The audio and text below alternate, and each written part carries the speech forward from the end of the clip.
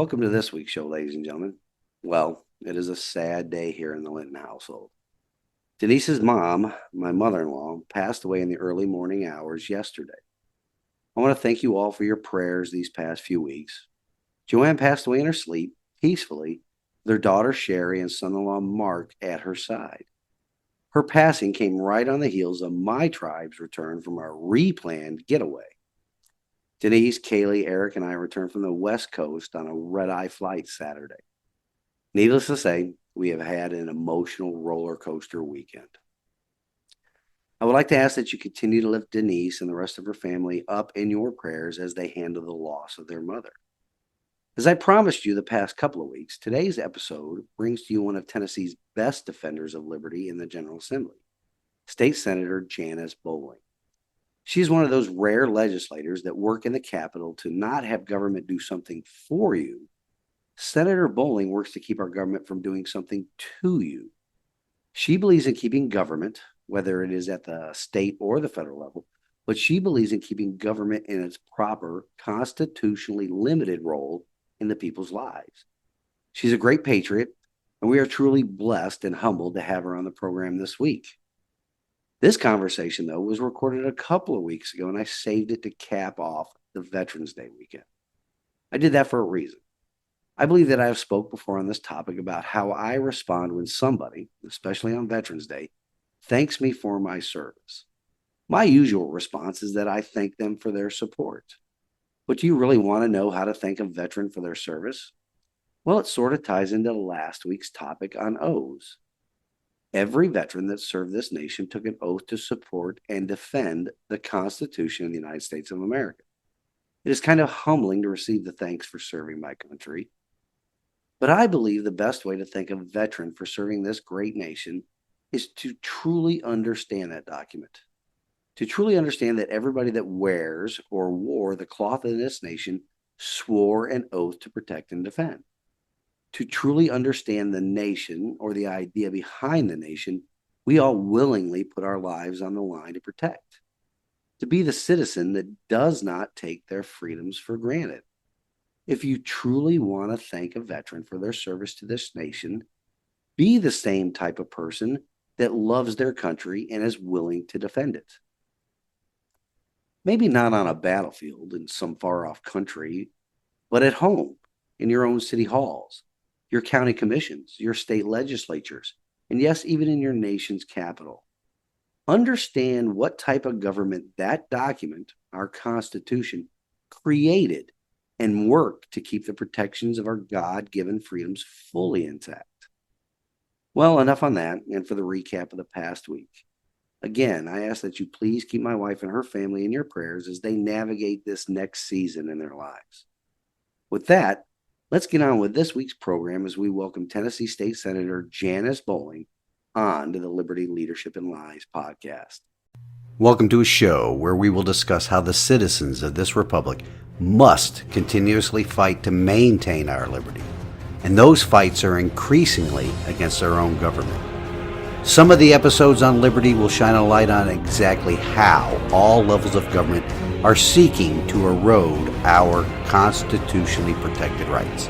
We will also discuss the leadership needed to restore our constitutional republic, as well as providing examples of good and bad people in leadership positions in all facets of our society. Additionally, we will discuss the lies the people in positions of power and influence spread every day so they can maintain those same positions. I'm your host, Larry Linton, retired U.S. Navy veteran, small business owner, and candidate for the Tennessee House of Representatives, and this is the Liberty, Leadership, and Lies podcast.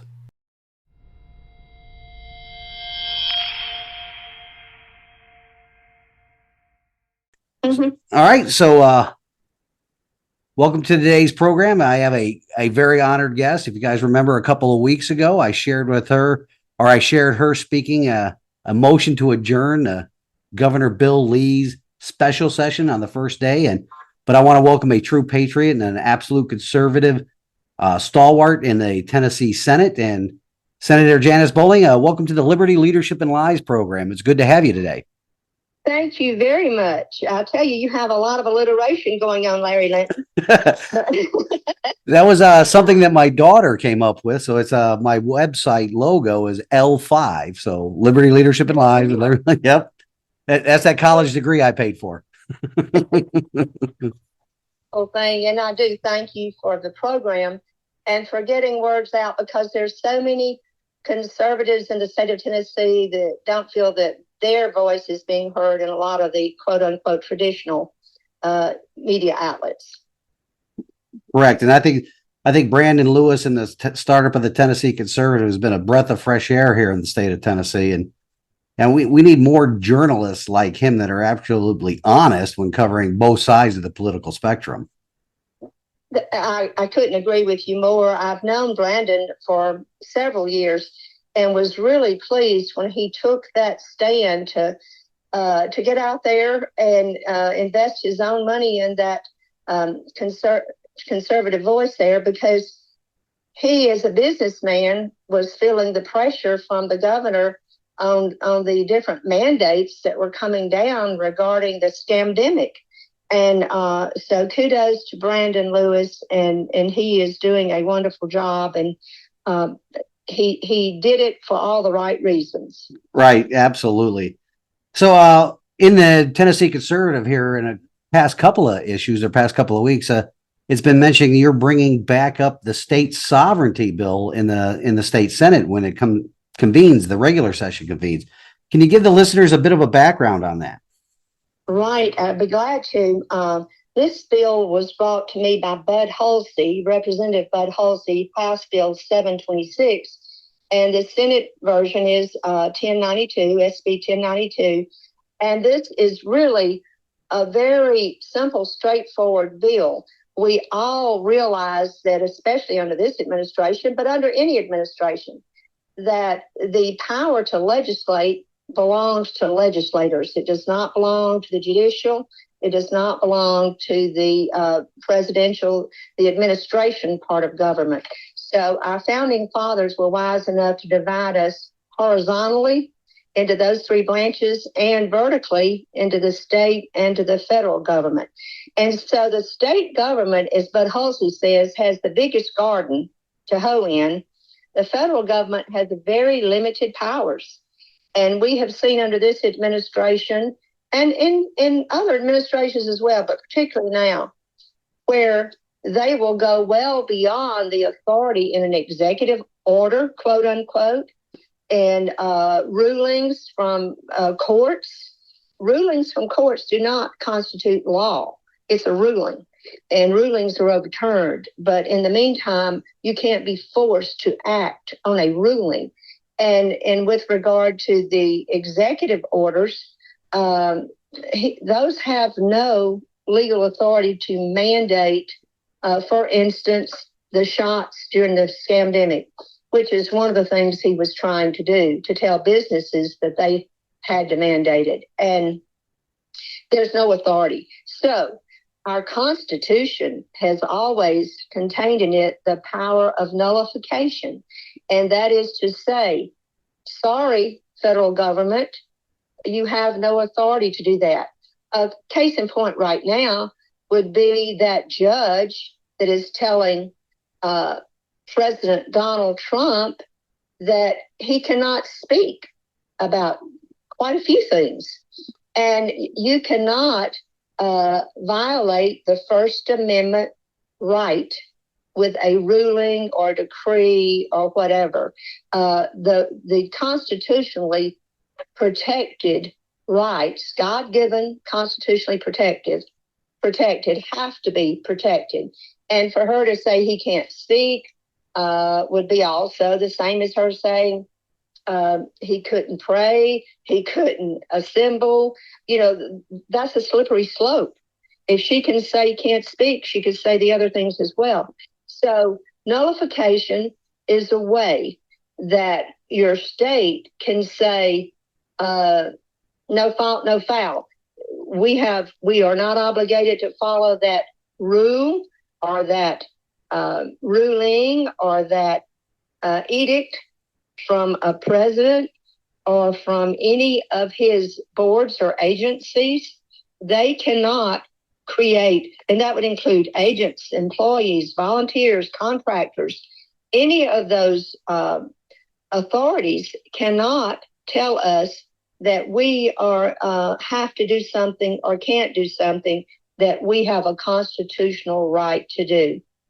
And when we're looking at the nullification bill, it was called Restoring State Sovereignty Through Nullification. And it was very simply goes back to the existing right to do that and just list several ways, practical ways that already existing right of nullification can be promulgated, can be done, can be taken advantage of. One way you can just ignore it. Right. I mean, and this was not an all-inclusive. However, so often people don't know you can do it, that it's been a slippery slope of the federal government and the president in particular getting away with more and more egregious overreaches. So this just puts them back in their garden, as Bud Halsey said. If they want a hoe, they got a hoe in their own garden, and they cannot come over and be telling states and individuals what we can or cannot do. So when all that it did was to create rules, actions, guidelines for the state to declare and nullify a federal action or a mandate or whatever, and rule it void and unenforceable under the authority of the Constitution of Tennessee. Absolutely. I mean, that's the way the framers designed our Constitution, federal and state. The states gave the federal government very, very limited powers. Exactly. And anything not listed in those enumerated powers are reserved to the states. But and when we come back from the next break, we'll talk about what is the biggest impetus for states to follow these unconstitutional laws. And with that, we're going to take a quick break and we'll be right back.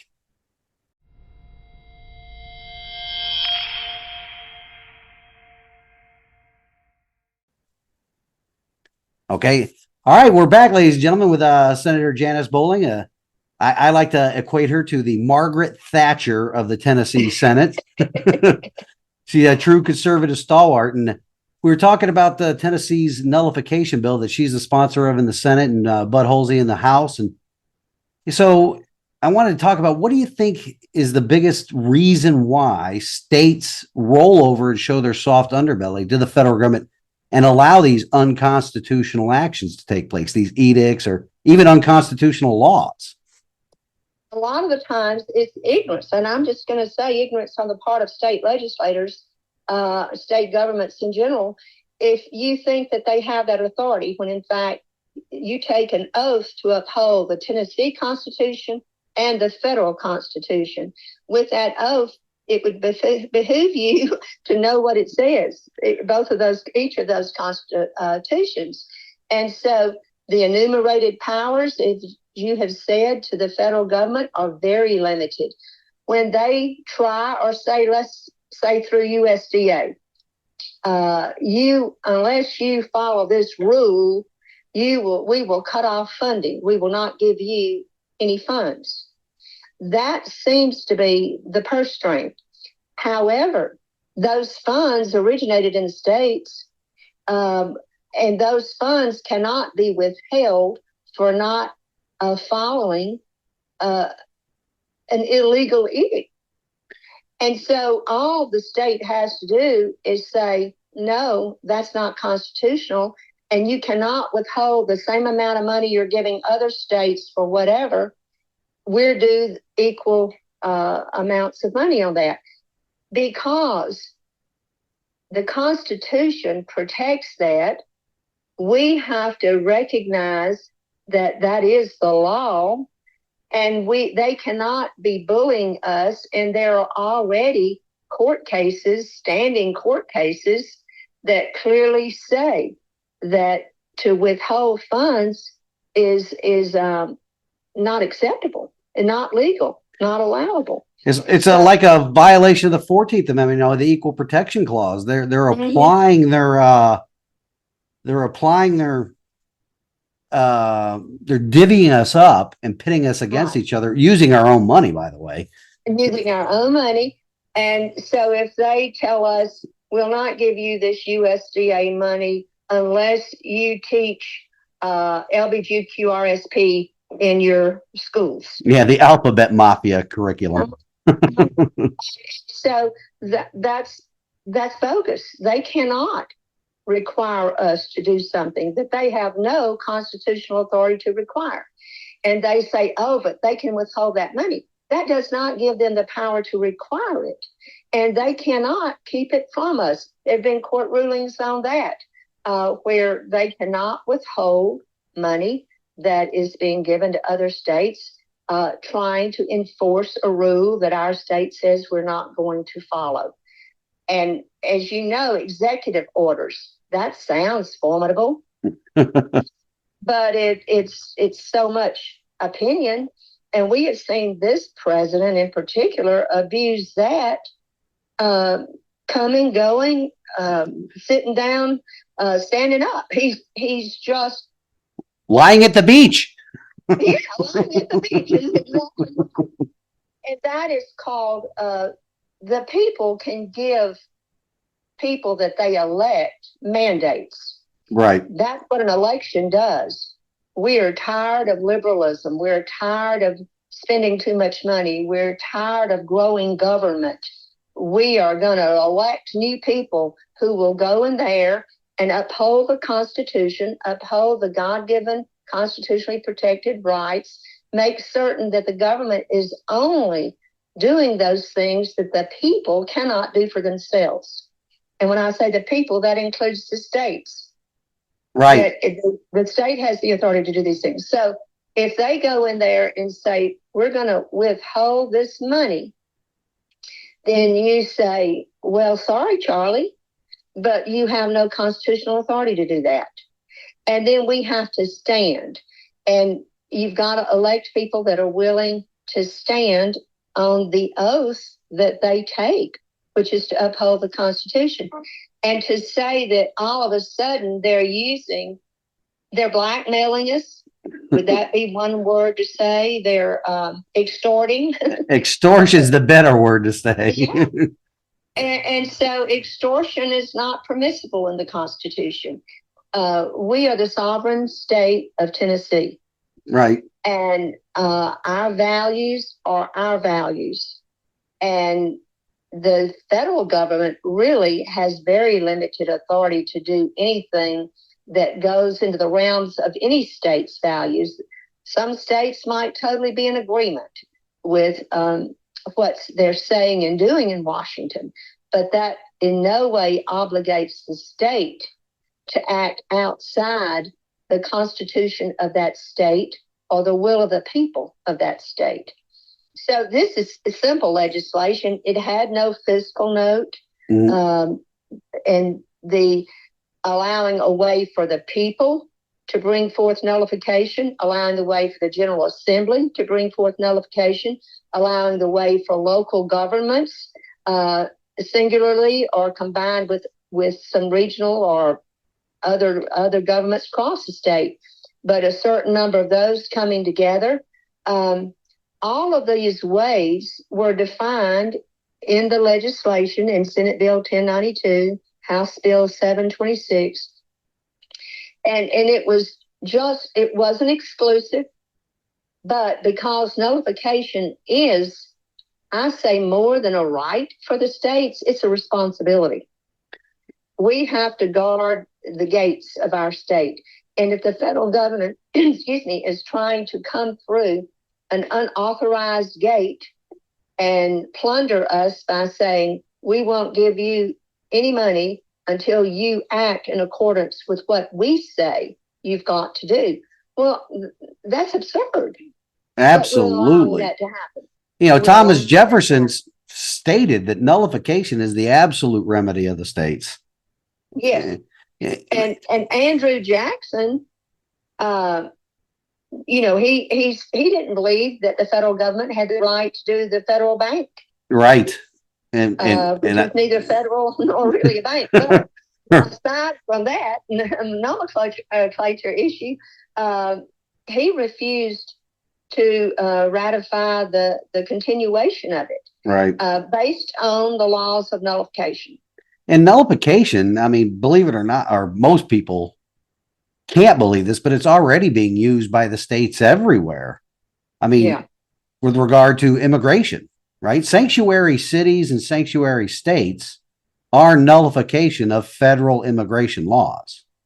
Thank you for saying that. And I'll tell you another way. In Tennessee, before I was elected, I'm pretty sure it happened shortly before I was elected, the General Assembly passed a law that said if the federal government passed any law that was an infringement on the Second Amendment, no money and no elected official in the state of Tennessee would be used to enforce that law.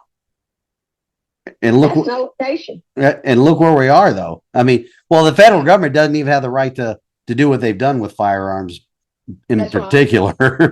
But look That's at where right. we're at with that. People ignore, and I call this out a lot on my program, and we'll get back to that on the other side of the break. But it's the apathy of the electorate that has allowed the federal and the state government the federal government to grow and the state governments to roll over. And with that, we're going to take a quick break, and then we'll be back on the other side.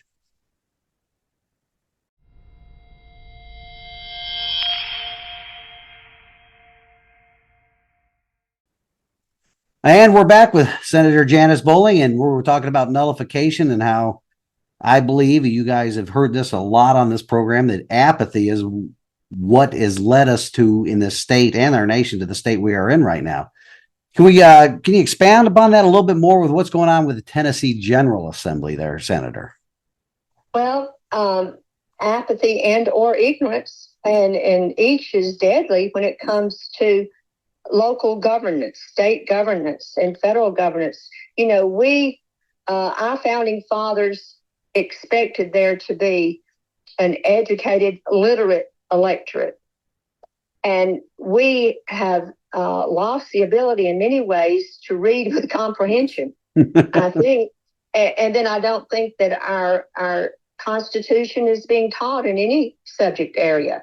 And our Constitution, whenever anyone says we're in a democracy, it's like fingernails on a chalkboard. Right. And that's purposeful misdirection, and it's allowed by the government. That's right. And we are not a democracy. Democracies are a dime a dozen. They rise and they fall by the hour.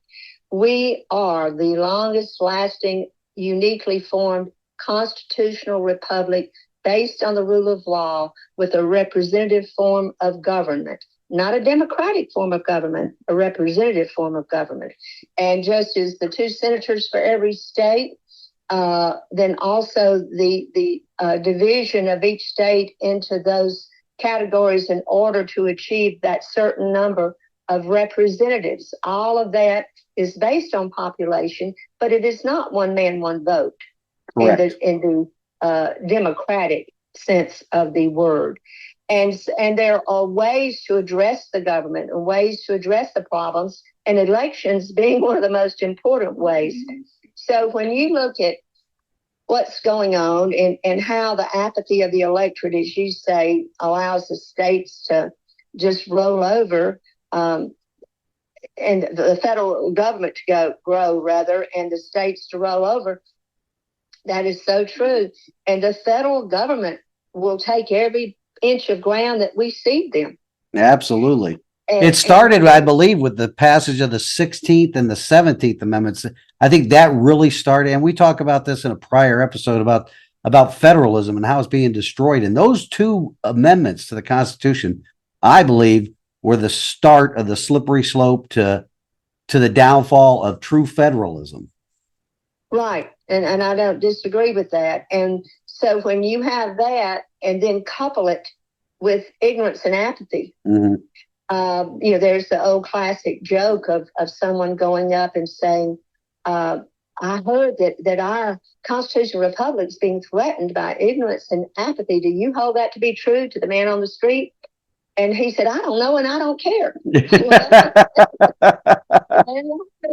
Absolutely. Really underscores the point. Each citizen in a constitutional republic based on the rule of law, if they want to complain, they have to make sure that they know what they're complaining about. And it's not difficult. It's not difficult at all to read the Constitution, particularly the Bill of Rights. And if you look at the Tennessee Constitution, it's not onerous to read that. And it's interesting to see the structure and the mindset of these people. And even in the Constitution, right at the very beginning, it says to think that a people would not rise up against an oppressive government is foolish. Right, yeah. They have an obligation to rise up against it. Our state constitution specifically says that if you don't do it, you're dumb. That's exactly what it says.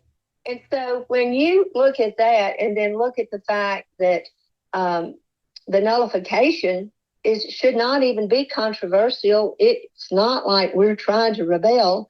As I said earlier, they've even codified a quote unquote preemptively a nullification bill regarding the Second Amendment.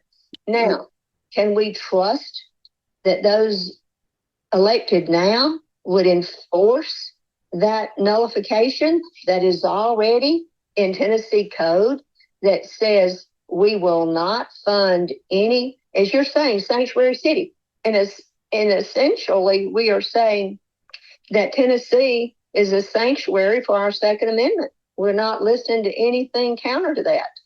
We can say the same thing with freedom of speech. We can say the same thing with the right for people to assemble peacefully. It doesn't say to go to the Capitol and riot, right, and scream and try to shut down the lawful government that's going on there. You have no right to do that. And that is why, if you remember what their chant was, which one? Remember the chant that was used in April? With the Tennessee Three? Yeah. the chant was, this is what a democracy looks like. And right. I was saying, yes, and that's why we don't have one. Right. A democracy is two wolves and a sheep debating what's for dinner. Exactly. A representative republic is two wolves and a well-armed sheep debating what's for dinner. More than that, even, it's not about the numbers. It's about that sheep has constitutional rights. Absolutely. Cannot take them away. And so regardless if there were 10 wolves and one sheep, that sheep has constitutional rights. That's the beauty of it. Right. But we then have to make certain that we're not allowing, quote unquote, the loudest mob with the biggest mouth, with the most people who don't have jobs, so they're able to come and hang out at the Capitol for a week at a time. Right. And just yell and scream. That's not good government. And but they're telling us that's what a democracy looks like, and probably they're right. That's why we are not one. And so what they're doing does not constitute good government, and our refusing to be run over by out-of-state people screaming, this is what a democracy looks like. Right. They're showing their ignorance, as my mama would have said. They have just put their ignorance on display. And then, of course, the media thinks it's wonderful. Yeah. The media are paid agitators, and that's a whole topic for a whole nother 3 episodes. Well, Senator, I appreciate you coming on the show today, and I definitely want to get back with you once I don't know if you'll have time during the regular session, but hopefully we can get back together and discuss things that are going on in the General Assembly that the actual conservatives here in Tennessee need to be on the lookout for. That would be great. And I appreciate, again, your program and you and what you're doing. And the fact that the mob trying to take over the Capitol in many ways did light a fire under a lot of conservatives to realize they too need to get involved. So thank you for being so involved.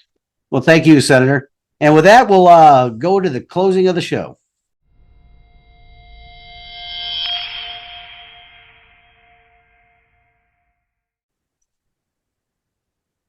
Well, once again, folks, our time together this week is coming to a close. I truly hope you enjoy the interview with Senator Bowling. She is truly the Iron Lady of the Tennessee Senate who believes in the constitutionally limited government our republic's founding fathers passed down to us. Her work in the General Assembly is one of servant leadership, not just to the constituents of her district, but servant leadership for every Tennessean. We should all pray that more like her would step up and step into the arena in defense of liberty all across the state and the nation.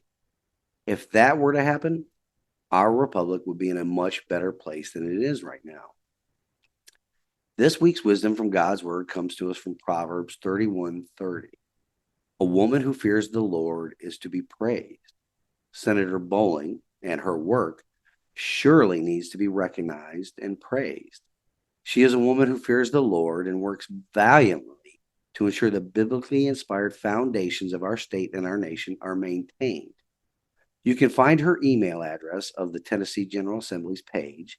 Be sure and email her or call her with words of encouragement now and throughout the regular session that convenes in January. If it weren't for her and others like her, Tennessee would be traveling down the slippery slope of becoming California much quicker than it is now, thanks to the work of Transpublicans like Governor Bill Lee and the rest of his uniparty cohorts in Nashville.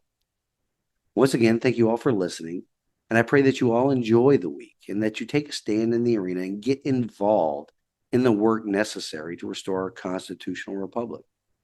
Also, don't forget to give this and any other episode you watch on YouTube, Rumble, or TikTok a thumbs up. Until next week, stand in the arena with me. Reveille, it's time to wake up.